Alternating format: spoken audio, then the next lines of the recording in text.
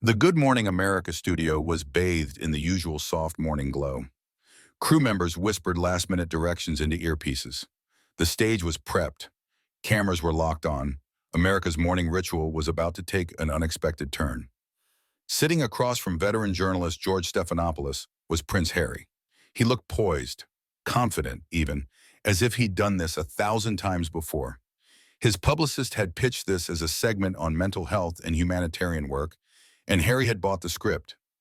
He didn't know George had rewritten it overnight. "Good morning, Your Royal Highness," George began, the words smooth, the smile tight. "Let's get into it." Harry nodded politely. "You've often spoken about wanting privacy," George said evenly, "and yet, here we are again, another major interview, another media appearance, another book. Walk us through that contradiction." There it was, the first punch, clean, polite, but sharp. Harry chuckled, but his jaw visibly tensed. "I think there's a difference between sharing my truth and being harassed." George didn't blink. "But isn't it convenient," he said, "how the privacy seems to end exactly when it's time to promote something or sell something?" Harry leaned forward slightly, visibly irritated. "This isn't about selling. This is about causes I believe in." "And yet," George pressed on, "you've made millions off your truth.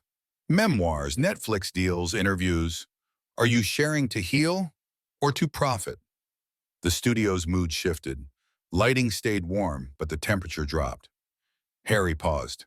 "It's possible to do both," he said tightly. George didn't look away. "But does it ever cross your mind that in telling your version of events, you've hurt people who aren't allowed to speak back?"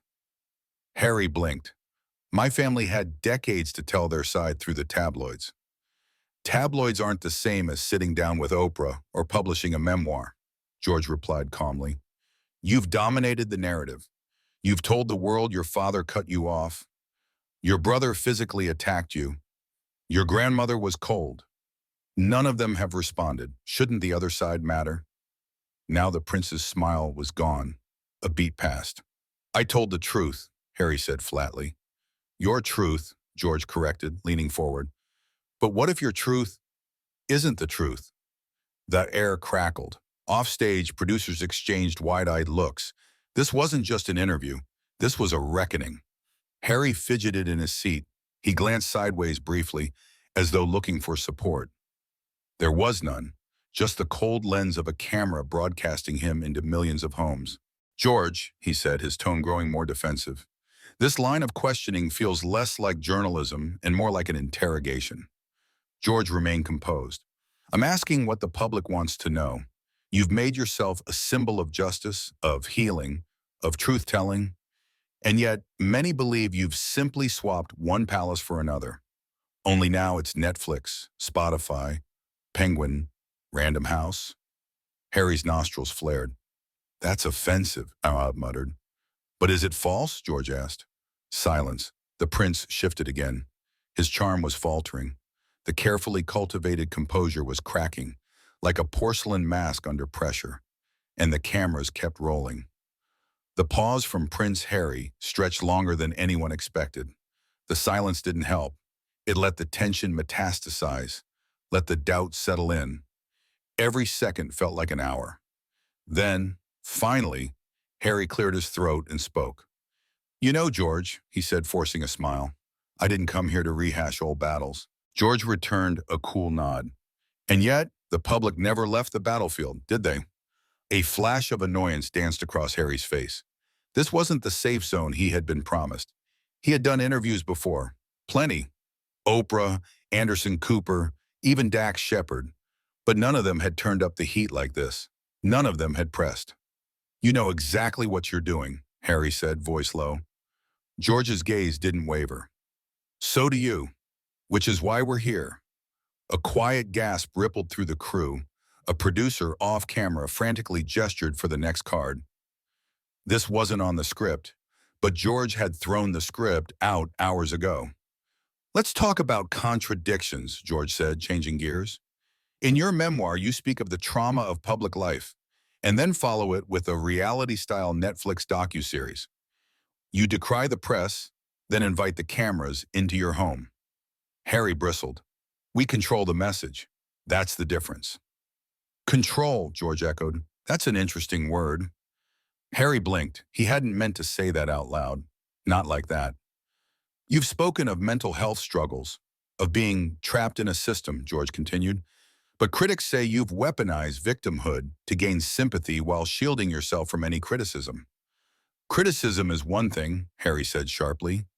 Character assassination is another. George raised a brow. Do you believe you've never made a mistake, Prince Harry?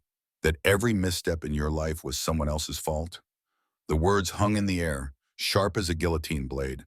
Harry's jaw clenched. Of course I've made mistakes. Then let's talk about them, George said smoothly, flipping a card on his lap. The Nazi costume, the Vegas incident, the Taliban kill count. Do these actions reflect someone who takes responsibility or someone who blames the spotlight after he stepped into it willingly? The studio was silent. One camera operator had actually stopped breathing. I was young, Harry muttered. You were 20, old enough to serve in a war, but too young to understand the weight of wearing a swastika. George's voice didn't rise. It cut deeper with its calmness. Harry blinked hard, his lips parted slightly. You don't understand the pressure. Make me understand, George challenged. Harry looked down for the briefest moment. A flicker of uncertainty crossed his face. The mask was slipping. You talk about your truth again and again, George said, but the public wants the truth, the factual one, no. Not the filtered one, not the Netflix-produced one. Do you think your truth should be immune from scrutiny? I think truth is layered, Harry said defensively. And do those layers change depending on your audience or your book deal? George shot back. That hit home. Harry sat still for a beat too long. He looked trapped, not by royal titles, not by family, but by a spotlight he once manipulated, now turned against him. The viewers at home could feel it. This wasn't the charismatic prince walking behind his mother's coffin. This was a man fraying at the seams, pushed into a conversation he could no longer control. And George wasn't done. Prince Harry shifted in his seat, visibly uncomfortable now. Gone was the poised public figure from earlier moments. What remained was a man trying, desperately, to keep the narrative from slipping entirely through his fingers. I've never claimed to be perfect, Harry said, voice lower now. But I've tried to do what's right, for my family, for my mental health, for my wife. George nodded, allowing him the space. Just enough rope. Then help me understand something, George said. You've said time and again you stepped away from royal duties to protect your family's peace. Yet you signed deals with Netflix and Spotify, launched memoirs, documentaries, interviews. How is that peace? It's on our terms, Harry repeated, this time a little too quickly. We're telling our story the way we want it told. George leaned forward, eyes sharp. But when your story contradicts itself, when the timelines shift, when the motivations blur, how can the public trust it? Harry hesitated. Life is messy. Feelings evolve. Perspectives change. So do bank statements, George said quietly. The shot landed. Harry narrowed his eyes. Is that what this is about? Money? George didn't flinch. It's about credibility. You speak of transparency yet dodge accountability. You claim moral high ground yet trade in the very spectacle you condemn. I didn't ask for this attention, Harry snapped. You sold it, George said, still calm, in high definition, with subtitles. The air in the studio felt electric. You could hear the soft hum of the lights above, the faint whir of a camera focusing. Behind the scenes, producers stopped whispering. Even the control room was frozen. This is character assassination, Harry muttered. No, George replied, this is journalism. Harry leaned back, arms crossed, the defensive posture clear. George continued. Let's talk about the Oprah interview. You made global headlines claiming a royal family member expressed concern about your son's skin color. Yet when asked for names, you deflected. When asked for context, you were vague. Do you understand the damage those implications caused? Without evidence? We were trying to protect people, Harry said, but his voice cracked. Or protect the narrative, George countered. Harry went silent again. His composure, what little remained, was dissolving on live television. You've accused your family, the institution, the press, but rarely have you acknowledged your own role in any of this. Do you not think your choices, your words, your alliances have contributed to the fallout? Harry swallowed hard. I've been attacked since birth. Everything I do is scrutinized. I had to find a way out. Understandable, George said, nodding. But what if, in escaping the palace walls, you built a different kind of prison? One made of headlines, platforms, and contracts? Harry stared at him. Do you feel free? George asked. There was a beat of silence, then another. I don't know anymore, Harry whispered. It was the most honest thing he had said all morning. George leaned back, allowing the silence to breathe. And at home, millions of viewers leaned in, not for drama, but for truth. The unraveling was almost complete. The studio sat in a kind of stunned silence, the kind that only happens when someone has been cracked open on live television and there's no easy way to patch it back together. George didn't speak right away. He let the weight of Harry's final words, I don't know anymore, linger in the air like smoke after a fire. And then softly he leaned forward again. Let's pivot, George said, voice gentler now, but no less pointed. Not away from the truth, but deeper into it. Harry straightened slightly, perhaps sensing a shift in tone, or maybe hoping for a reprieve. You've said repeatedly that you wanted to break the cycle, George continued, that you didn't want your children to endure what you did growing up in the royal family. But isn't exposing them to a media empire, interviews, docuseries, paparazzi outside your mansion, just another kind of cycle? Harry's lips parted, but no words came. Your son, Archie, and your daughter, they didn't choose this. You did. You chose the cameras, the headlines, the narrative. Harry finally found his voice, though it was tight. We chose honesty. That's different. Is it? George asked. Or is it simply trading one form of control for another? This time with you holding the pen. The prince blinked. So now I'm a villain for telling the truth? No, George said firmly. You're not a villain, but you might be an unreliable narrator. The control room gasped audibly. The phrase landed like a precision strike. You've asked the world to see you as a truth teller, George continued, voice steady. But when the truth shifts, depending on the platform or the paycheck, it raises questions. Not because people want to attack you, but because they want clarity. Harry leaned forward now, frustration replacing vulnerability. You don't understand what it's like to be born into that system. You're right, George said. I don't. But I do understand what it's like to lose credibility. And it only takes one contradiction, one half-truth, one evasion, to make people stop listening. The tension was thick, but George wasn't done. I want to show you something. From beneath the desk, a producer handed George a folder. He opened it and slid out a printed page. This is a timeline of your public statements over the past 3 years, he said. From Oprah to Anderson Cooper to your memoir. Every one of them paints a different picture of the same events. In one, you were blindsided. In another, you knew weeks in advance. In one, your father stopped taking your calls. In another, you said he tried to reach out and you ignored him. Harry stared at the paper, but didn't touch it. These aren't gotcha moments, George said. They're patterns. And when the public sees patterns that don't add up, they start asking, is this man telling his truth or selling it? The silence that followed was suffocating. Harry's eyes flicked between George and the paper, and for the first time, he didn't look angry or defensive. He looked unsure. I don't know what you expect me to say, he whispered. Say whatever's real, George replied, because that's what people are desperate for. Not a polished narrative, not another soundbite, but something real. The lights above seemed to burn hotter. The audience watching from home leaned forward, and Prince Harry, the man who had spent so long running from one identity to another, now stood on the edge of something far scarier. The truth, without a script. The tension in the Good Morning America studio was suffocating now. Prince Harry sat visibly shaken, the lines around his eyes deeper than when he'd entered. His confident composure had crumbled under the weight of George Stephanopoulos' calm but unrelenting scrutiny. George leaned forward one last time. Let me ask you something very simple, Your Royal Highness, he said, choosing the formal title with surgical precision. Why did you really come here today? Harry blinked slowly.